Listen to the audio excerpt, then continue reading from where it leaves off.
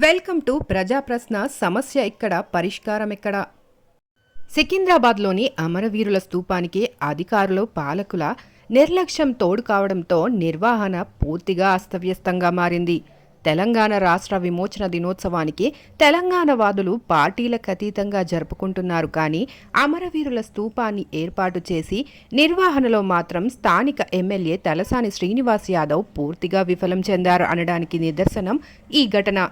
సికింద్రాబాద్లోని అమరవీరుల స్తూపానికి మరమ్మతులు చేయించాలని స్థానికులు ఫిర్యాదు చేసిన అధికారులు స్పందించపోగా ఇది R&B పరిధిలోకి వస్తుందని చేతులు దులుపుకుంటున్నారు.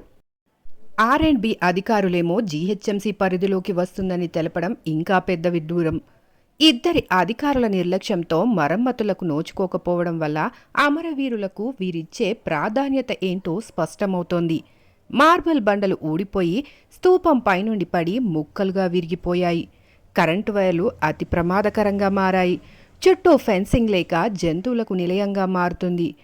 వచ్చే వెళ్లే దారిలో మెట్ల మార్గంలో పూర్తిగా టైల్స్ లేచిపోయాయి. కనీసం అమరవీరుల స్తూపం చుట్టూ అందమైన మొక్కలు కూడా ఏర్పాటు చేయకుండా ఇష్టారాజ్యంగా అధికారులు చిన్నచూపు చూస్తున్నారని తెలంగాణ వాదులు ఆగ్రహం వ్యక్తం చేస్తున్నారు. సనత్ నగర్ నియోజకవర్గంలో స్థానిక సమస్యలను గాలికి వదిలేసి ఎమ్మెల్యే తలసాని శ్రీనివాస్ యాదవ్ చివరికి అమరవీరుల స్తూపం మరమ్మతులను కూడా పట్టించుకోకపోవడం ఎంతవరకు సమంజసమని ప్రజలు ఆవేదన వ్యక్తం చేస్తున్నారు.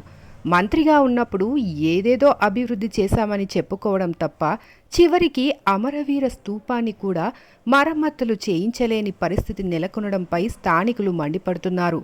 అసలు అమరవీరుల స్తూపంపై స్థానిక కార్పొరేటర్కు, ఎమ్మెల్యేకు ఏమాత్రం చిత్తశుద్ధి లేదని ఉంటే ఎప్పుడో మరమ్మతులు చేయించేవారని, అసలు ఈ సమస్య ఉందని ఆయన దృష్టికి వెళ్ళినా మరమ్మతుల పనులను చేపట్టకపోవడం చూస్తుంటే ఎంత నిర్లక్ష్యం చేస్తున్నారో ప్రజలే అర్థం చేసుకోవాలి. ఇప్పటికైనా రేవంత్ సర్కార్ సికింద్రాబాద్లోని అమరవీరుల స్తూపానికి మరమ్మతులు చేయించి అమరవీరులకు గౌరవం కల్పించాలని ప్రజలు కోరుతున్నారు. మరో స్టోరీతో మీ ముందుకు వస్తాం.